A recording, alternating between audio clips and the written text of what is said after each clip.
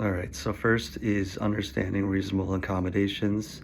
So, reasonable accommodations are basically changes or adjustments that help employees with a disability do their job successfully.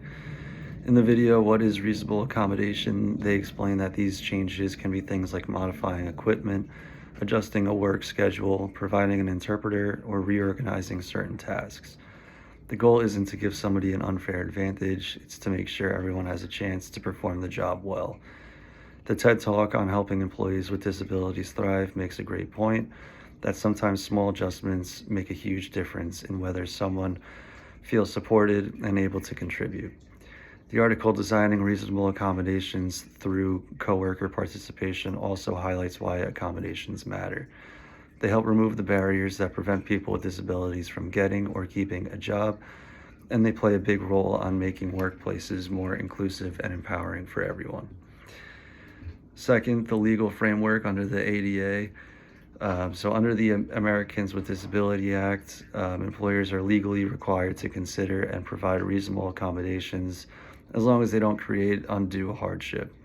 That means accommodations should be personalized, job related, and designed to help the employee perform essential job duties. Employers also need to keep any medical information private. The article explains that employers can't turn someone away just because they might need an accommodation. They have to look at what is actually needed and whether it is reasonable to provide it. Understanding these laws help employees feel more confident for asking for support, and it helps employers stay compliant with while building a fair and respectful workplace. Challenges and solutions. So, of course, accommodations aren't always simple to put into place. Sometimes companies don't know what to provide, worry about cost, or feel unsure about how much they're legally allowed to discuss.